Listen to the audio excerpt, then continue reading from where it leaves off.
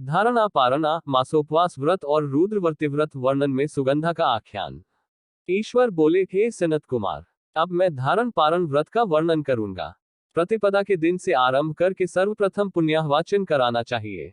इसके बाद मेरी प्रसन्नता के लिए धारण पारण व्रत का संकल्प करना चाहिए। एक दिन धारण व्रत करें और दूसरे दिन पारण व्रत करें। धारण में उपवास तथा पारण में भोजन होता है। श्रावण मास के समाप्त होने पर सबसे पहले पुण्याहवाचन कराना चाहिए। इसके बाद हेमंत आचार्य तथा अन्य ब्राह्मणों का वरण करना चाहिए। तत्पश्चात पार्वती तथा शिव की स्वर्ण निर्मित प्रतिमा को जल से भरे हुए कुंभ पर स्थापित कर रात में भक्तिपूर्वक पूजन करना चाहिए तथा पुराण श्रवण आदि के साथ रात भर जागरण करना चाहिए। प्रातःकाल अग्निस्थापन करके विधिपूर्वक होम करना चाहिए। त्रयंबक इस मंत्र से तिल मिश्रित भात की आहुति डालनी चाहिए।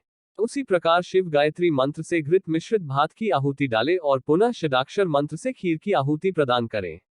तदनंतर पूर्णाहुति देकर होमशेष का समापन करना चाहिए।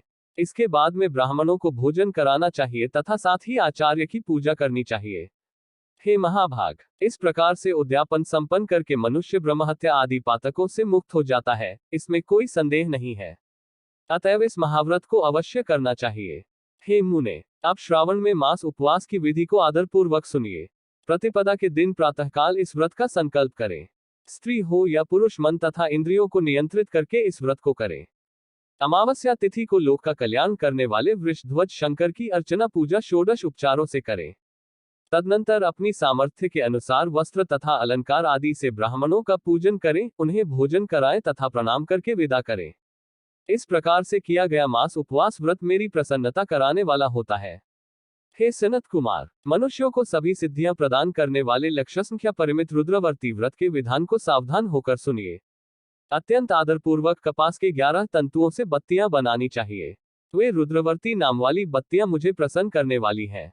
मैं श्रावण मास में भक्तिपूर्वक दिवों के देव गौरीपति महादेव का इन 1 लाख संख्या वाली बत्तियों से नीराजन करूंगा। इस प्रकार श्रावण मास के प्रथम दिन विधिपूर्वक संकल्प करके महीने भर प्रतिदिन शिव जी का पूजन कर 1000 बत्तियों से नीराजन करें और अंतिम दिन 71,000 बत्तियों से नीराजन करें, अथवा प्रतिदिन 3000 बत्तियां आदर पूर्वक अर्पण करें और अंतिम दिन 13,000 बत्तियां समर्पित करें, अथवा एक ही दिन सभी 1 लाख बत्तियों को मेरे समक्ष जलाएं।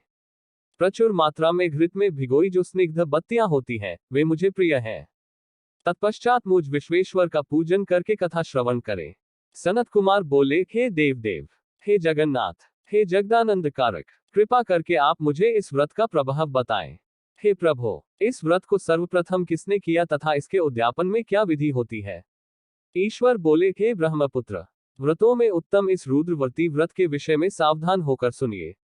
यह व्रत महापुण्यप्रद, सभी उपद्रवों का नाश करने वाला, प्रीति तथा सौभाग्य देने वाला, पुत्र पौत्र समृद्धि प्रदान करने वाला, व्रत करने वाले के प्रति शंकर जी की प्रीति उत्पन्न करने वाला तथा परमपद शिवलोक को देने वाला है।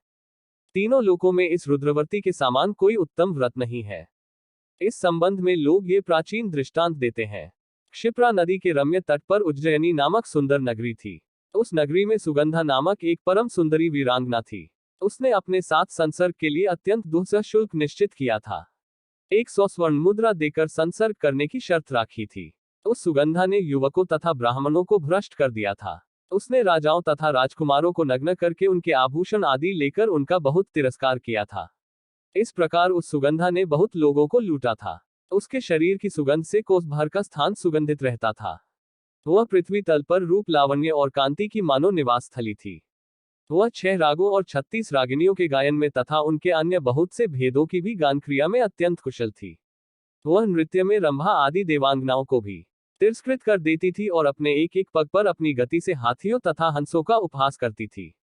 किसी दिन वह सुगंधा कटाक्षों तथा भौं चलान के द्वारा काम बाणों को छोड़ती हुई क्रीड़ा करने के विचार से क्षिप्रा नदी के तट पर गई। उसने ऋषियों के द्वारा सेवित मनोरम नदी को देखा। वहां कई विप्र ध्यान में लगे हुए थे तथा कई जप में लीन थे। कई शिवार्चन में रत थे तथा कई विष्णु के पूजन में तल्लीन थे। हे महामुने, उसने उन ऋषियों के बीच विराजमान मुनि वशिष्ठ को देखा। उनके दर्शन के प्रभाव से उसकी बुद्धि धर्म में प्रवृत्त हो गई। जीवन तथा विशेष रूप से विषयों से उसकी विरक्ति हो गई। वह अपना सिर झुकाकर बार बार मुनि को प्रणाम करके अपने पांव की निवृत्ति के लिए मुनिश्रेष्ठ वशिष्ठ जी से कहने लगी। सुगंधा बोली, हे अनाथनाथ, हे विप्रेंद्र, हे सर्वविद्या विशारद, हे योगीश, मैंने बहुत से पाप किए हैं, अतः हे प्रभु, उन समस्त पापों के नाश के लिए मुझे उपाय बताए। ईश्वर बोले, हे सनत कुमार। उस सुगंधा के इस प्रकार कहने पर वे दीन वत्सल मुनि वशिष्ठ अपनी ज्ञान दृष्टि से उसके कर्मों को जानकर आदरपूर्वक कहने लगे। वशिष्ठ बोले, तुम सावधान होकर सुनो। जिस पुण्य से तुम्हारे पाप का पूर्ण रूप से नाश हो जाएगा, वह सब मैं तुमसे अब कह रहा हूं।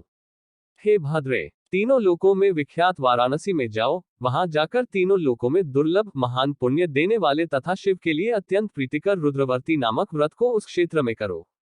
हे भद्रे, इस व्रत को करके तुम परम गति प्राप्त करोगी। ईश्वर बोले, तब उसने अपना धन लेकर सेवक तथा मित्र सहित काशी में जाकर वशिष्ठ के द्वारा बताए गए विधान के अनुसार व्रत किया। इस प्रकार उस व्रत के प्रभाव से वह सशरीर उस शिवलिंग में विलीन हो गई।